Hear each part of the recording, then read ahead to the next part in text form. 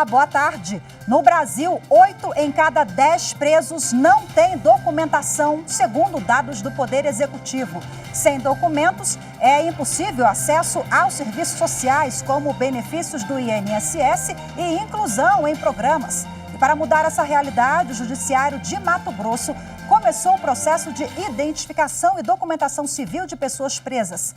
O Estado foi escolhido pelo Conselho Nacional de Justiça para dar início ao programa que será implantado em todo o país. O processo de implantação em Mato Grosso é um dos destaques do Jornal da Justiça, primeira edição de hoje. Vamos aos outros. O Conselho Nacional de Justiça coloca à disposição de juízes ferramenta para unificar informações sobre antecedentes criminais.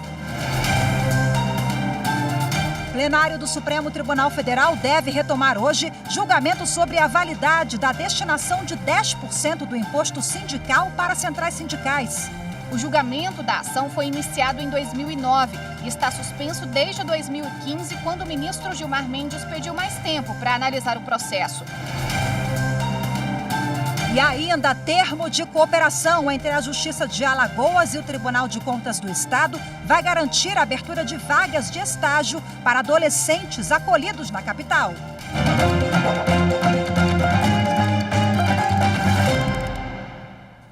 O Supremo Tribunal Federal referendou liminar concedida pelo ministro Ricardo Lewandowski, que suspendeu uma lei estadual da Bahia sobre licenciamento para construções ou atividades em faixas terrestres e marítimas na zona costeira.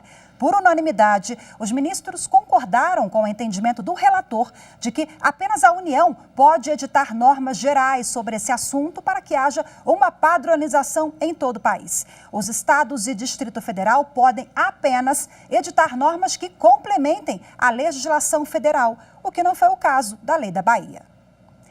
E o plenário do Supremo Tribunal Federal deve retomar hoje julgamento sobre a validade da destinação de 10% do imposto sindical para centrais sindicais. O ministro Gilmar Mendes, que havia pedido mais tempo para analisar o caso, deve ser o primeiro a votar. A ação direta de inconstitucionalidade no Supremo Tribunal Federal é do Partido Democratas. Segundo a legenda, os recursos de contribuição sindical têm finalidade específica e, segundo a Constituição da República, não podem ser utilizados para custeio de atividades além dos limites das categorias profissionais. Para o DEM, as centrais sindicais não têm finalidade primordial de defender os interesses das categorias. Outro ponto questionado é a possibilidade de que as centrais participem de fóruns e órgãos públicos organizados de forma tripartite, com representantes do Estado, dos trabalhadores e patronais. O julgamento da ação foi iniciado em 2009 e está suspenso desde 2015, quando o ministro Gilmar Mendes pediu mais tempo para analisar o processo. O relator, ministro aposentado Joaquim Barbosa, votou pela inconstitucionalidade da regra. Já a ministra Rosa Weber, o ministro Luiz Roberto Barroso e o ministro aposentado Marco Aurélio votaram pela validade da destinação dos recursos. Ao todo, 5 processos estão na pauta de julgamentos de hoje. Quem tem os detalhes é a consultora jurídica da TV Justiça, Gisele Reis. O primeiro item da pauta questiona a constitucionalidade de uma lei de 2013 do Amazonas, sobre exploração de recursos hídricos e minerais no estado, inclusive petróleo e gás natural. A norma trata da fiscalização das compensações e participações financeiras decorrentes da exploração desses recursos, a exemplo dos royalties. A Procuradoria-Geral da República argumenta que a lei amazonense adentrou na competência legislativa privativa da União para dispor sobre o sistema de pagamento das compensações pelo uso da água, energia e recursos minerais. Os ministros também devem iniciar o julgamento do recurso, que irá definir se empregados das estatais, que foram admitidos por concurso público, podem ser demitidos sem justa causa. Como a matéria teve repercussão geral reconhecida, a decisão do STF terá efeito em todas as estatais de controle direto e indireto da União. Atualmente, as demissões ocorrem por justa causa ou por meio de programas de incentivo à demissão e aposentadoria. O caso é de empregados do Banco do Brasil que foram demitidos sem justa causa em 1997. Eles alegam que o banco não pode dispensar os empregados sem apresentar uma motivação. Já a instituição financeira rebate, dizendo que os empregados das empresas de economia mista não têm a garantia da estabilidade. O plenário ainda deve se debruçar sobre a constitucionalidade de medidas coercitivas, como a retenção do passaporte e a suspensão do direito de dirigir, com o objetivo de obrigar os devedores a pagarem as dívidas cobradas na Justiça. Os ministros se reúnem logo mais às 14h e você pode acompanhar tudo aqui pela TV Justiça. O plenário do Tribunal Superior Eleitoral reverteu a cassação de Belivaldo Chagas Silva, governador de Sergipe. Belivaldo foi cassado pelo Tribunal Regional Eleitoral Sergipano por usar a máquina pública do Estado em favor da própria campanha à reeleição nas eleições de 2018. Por maioria, o TSE seguiu o entendimento do relator, ministro Sérgio Banhos, de que não era possível comprovar o uso eleitoreiro de programas do governo.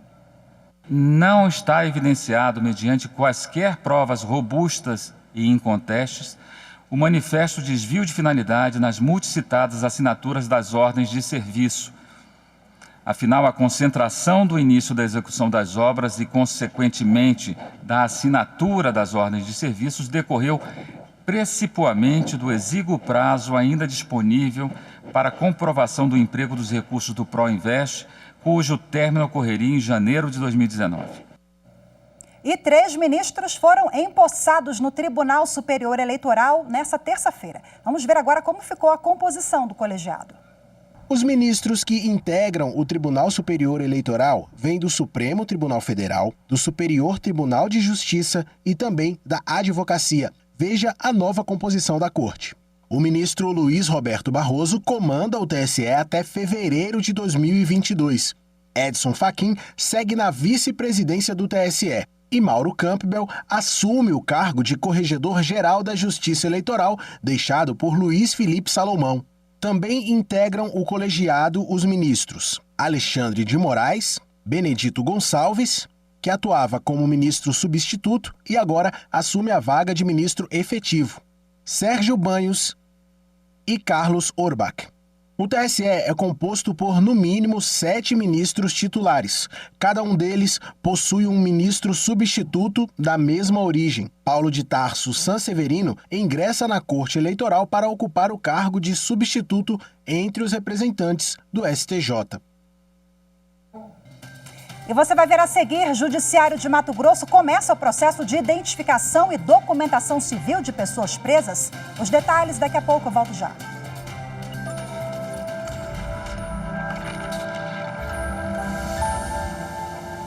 A nossa Constituição Federal, no seu artigo 5º, inciso 10, ela determina que são invioláveis a honra, a imagem e a intimidade das pessoas, de todas as pessoas. E caso esses direitos sejam violados, é possível reclamar indenização.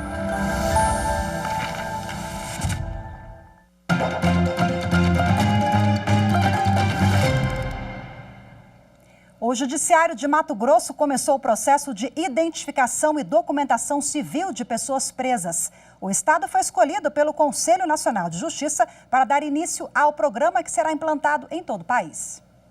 Servidores do Poder Judiciário Estadual, Justiça Federal e do Governo do Estado, ligados à administração penitenciária e custódia, participam do treinamento para a implementação do sistema de identificação biométrica das pessoas privadas de liberdade.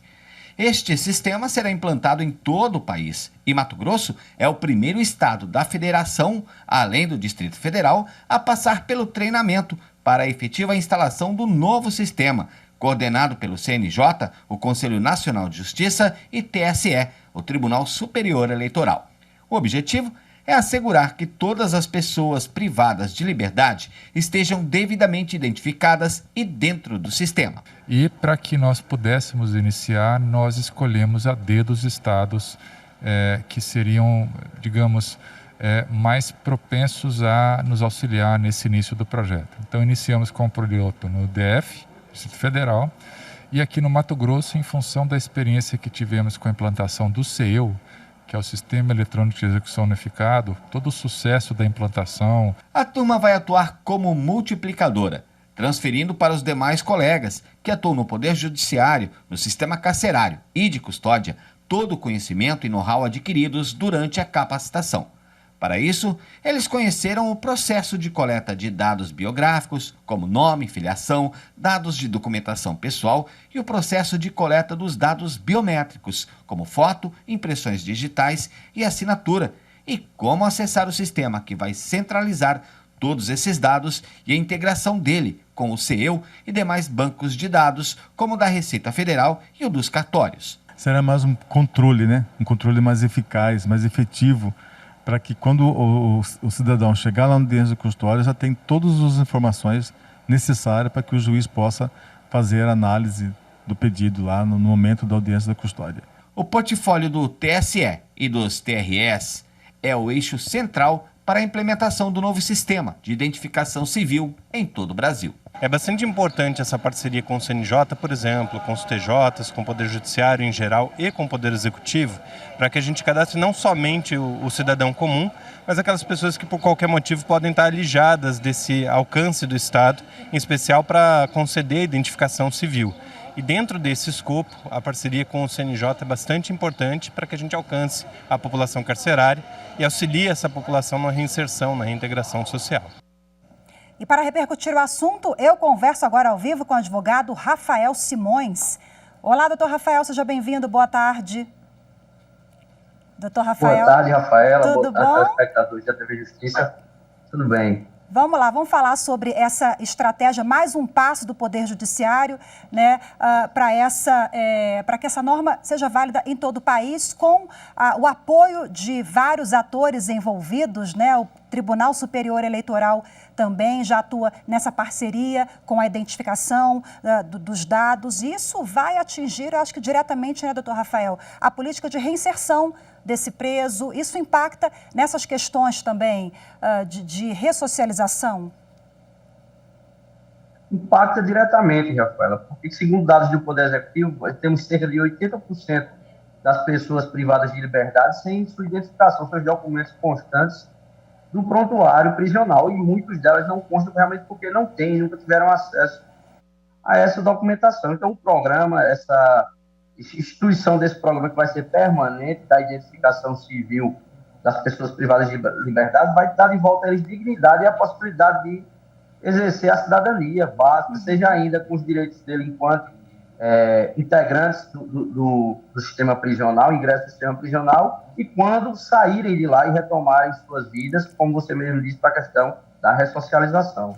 E a opção pela biometria hoje é um método mais eficaz, que evita até, inclusive, prisões por engano, né? Perfeito, é um método mais seguro e eficaz que nós temos. Hoje temos o TSE, que tem uma das maiores bases de dados do mundo, no caso de cadastro de pessoas, se não me engano, a maior da América Latina, e esse convênio do CNJ, com o TSE, com os tribunais de justiça, as unidades prisionais, os governos estaduais, vai facilitar muito esse trabalho através do treinamento de servidores. Já na audiência de custódia vai ser possível identificar quais aqueles presos que têm ou não têm os documentos, quais têm o cadastro atualizado no TSE, qualquer inconformidade, duplicidade que houver, o tribunal vai enviar ao TSE para fazer essa análise e emitir um relatório, e os que não têm ainda os documentos básicos poderão tê-los emitidos. Esses documentos ficarão custodiados até eles serem soltos ou podem ser entregues à família, caso eles desejem. Vão poder ter acesso a benefícios quando ainda estiverem lá e poder seguir sua vida quando saírem com os documentos, munidos de tudo que precisa para exercer sua cidadania com plenitude. Hoje, qual é a realidade desses presos? Eles não têm acesso a políticas públicas, a progressão de regime, por exemplo, né? a esses benefícios.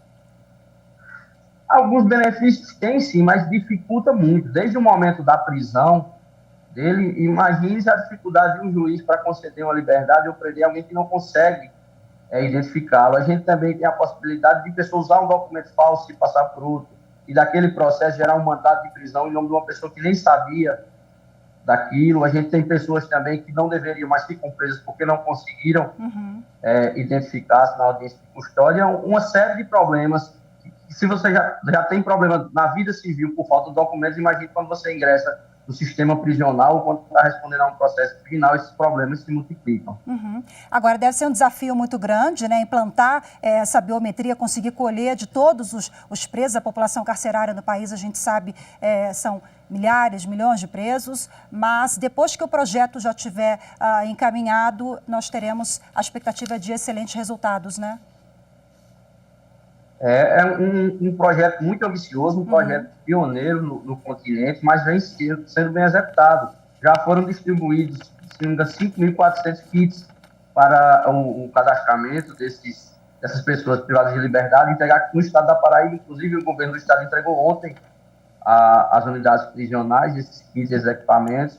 Vai haver o treinamento dos servidores, já começando pelo Mato Grosso. A gente teve em Brasília, no mês passado, o projeto piloto, a primeira pessoa que foi presa na audiência de custódia fez essa identificação biométrica. Os próprios servidores que forem treinados, por exemplo, das varas de execuções penais, vão multiplicar esse treinamento para os demais servidores dos estados e a gente vai conseguir, aos poucos, ter essa capilaridade. Vai ter um trabalho maior no início, porque vai ter que cadastrar todos esses que ainda estavam sem a biometria, mas a partir do momento que se estabilizar, vai ficar sendo feito só com alguns casos que forem chegando e a gente vai poder ter essa base de dados mais completa, mais segura, evitando muitas injustiças e dando cidadania a essas pessoas. Então, a biometria, ela vai ser usada para votação também, né? Tem outros mecanismos, mas a votação, ela também... Até porque o cidadão que não tem esses documentos básicos que eu falei, entre eles também não teria o título de eleitor e não poderia exercer o seu direito de votar. Então, entre os documentos básicos que podem ser emitidos para aqueles cidadãos que ainda não possuem, está assim o título de eleitor.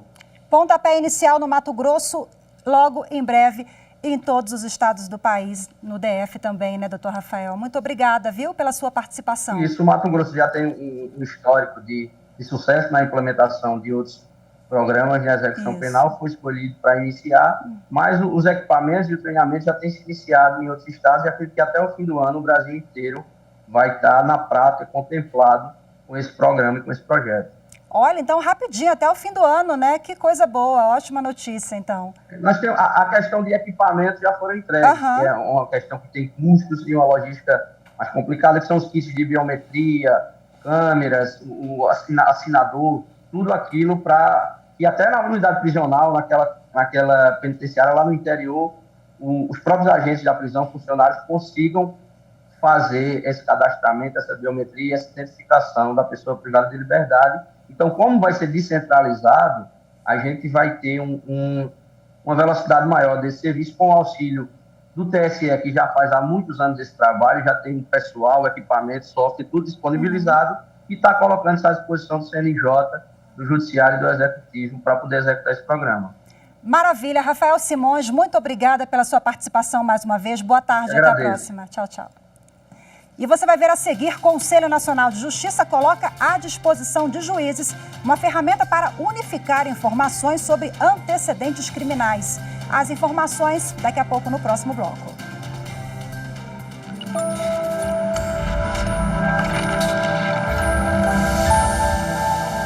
A nossa Constituição Federal, promulgada em 1988, ela contou com a colaboração de várias classes sociais na sua elaboração. E logo ali, no artigo 1º, parágrafo único, já se demonstra todo o espírito democrático em que foi elaborada a nossa Constituição, porque ali consta que todo poder emana do povo.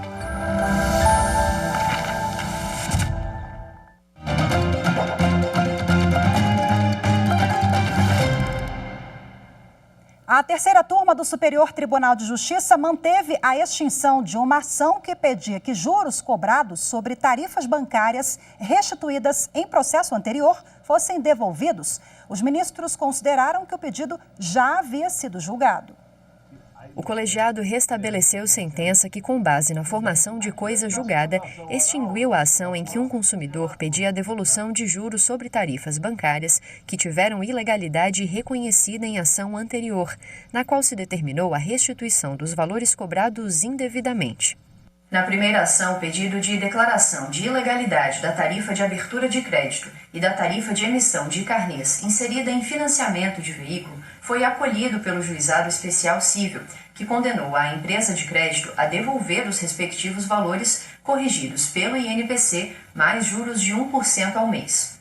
Houve o trânsito em julgado da decisão e depois o cliente ajuizou uma nova ação contra a mesma empresa, buscando a restituição em dobro dos valores referente aos encargos financeiros cobrados sobre as tarifas declaradas nulas no processo anterior. Na primeira instância, o feito foi extinto sem a resolução do mérito.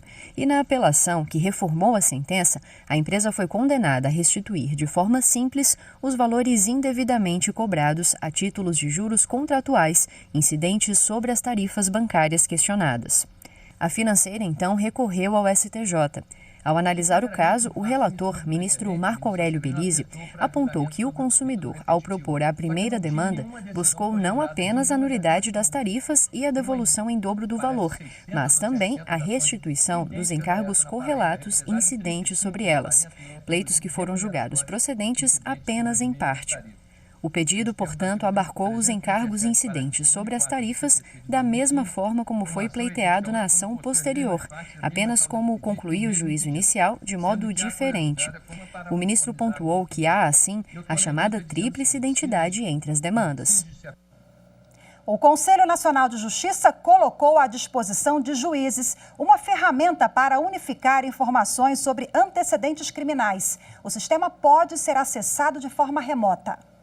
A ferramenta foi desenvolvida pelo Conselho Nacional de Justiça, Programa das Nações Unidas e Superior Tribunal Militar.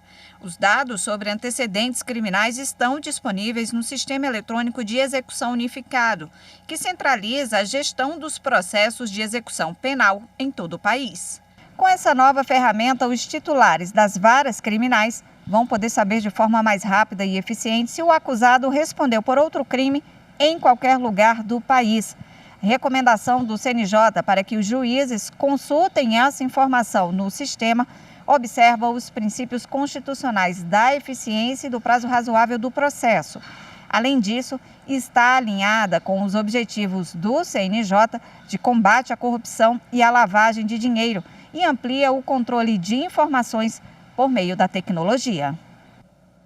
Um termo de cooperação entre o Tribunal de Justiça de Alagoas e o Tribunal de Contas do Estado vai garantir a abertura de vagas de estágio para adolescentes acolhidos na capital, Maceió. A iniciativa faz parte do projeto Pavimentando Futuros, desenvolvido pela Justiça Alagoana. A Débora é uma adolescente de apenas 15 anos. Hoje ela vive em um abrigo e sempre sonhou em trabalhar para ter sua independência financeira. Graças ao programa Jovem Aprendiz, ela está trabalhando há 1 ano na Cruz Vermelha, mesmo que de maneira remota devido à pandemia. Eu sempre quis trabalhar, né? Porque é muito bom você ter sua autonomia e você ter o seu próprio dinheiro para comprar suas coisas. Muitas pessoas aí, hoje em dia, estão procurando trabalho e tal e não encontram. E eu poder trabalhar, ganhar o meu dinheiro com o meu suor, com o meu esforço, é muito importante. A Gabriela tem 16 anos. E, assim como a Débora, também participa do programa. Ela tem realizado suas tarefas para o Tribunal de Justiça. Eu tô achando bom. Muito bom mesmo. Assim, a pessoa também vai conhecer pessoas, né? Vai ter um conhecimento. Esta psicóloga que acompanha as meninas no abrigo afirma que o trabalho tem transformado a vida e o comportamento delas de muitas maneiras.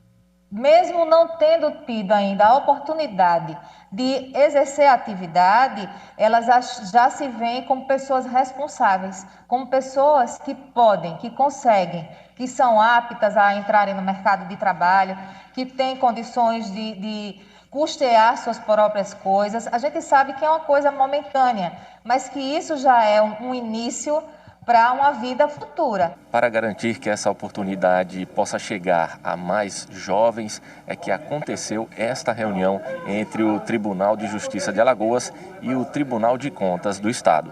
Durante o encontro, foi assinado um termo de cooperação para a ampliação do programa Jovem Aprendiz. Como resultado da parceria, 5 novas vagas para o programa estão sendo criadas no Tribunal de Contas e devem ser ocupadas ainda este ano. Temos a obrigação de fazer isso, né? É um dos direitos do adolescente é ter a sua capacitação profissional. E nós estamos fazendo isso para aqueles adolescentes que ainda estão nas unidades de acolhimento, que não foram adotados, que não têm a menor possibilidade de voltar para a sua família e que precisam ser capacitados para entrar no mercado de trabalho. Para os presidentes do Tribunal de Contas e do Tribunal de Justiça, garantir essa oportunidade é proporcionar um futuro melhor para esses adolescentes. Nós estamos abrindo agora 5 vagas, mas para o ano que vem nós vamos ter muito mais vagas. A gente vai buscar, através dessa bandeira do Tribunal de Justiça, com o apoio da doutora Fátima, tenho certeza que a gente vai inserir bastante criança até o ano de 2022. Esse termo de cooperação e foi assinado Tribunal de Justiça de Alagoas e Tribunal de Contas do Estado de Alagoas, demonstra que realmente esses entes públicos, né, eles têm também a preocupação social. Pavimentando Futuros é o nome lá da campanha do Projeto da Justiça Alagoana. Hoje ficamos por aqui. Muito obrigada pela sua companhia. Excelente tarde. Temos um encontro marcado amanhã. Até lá.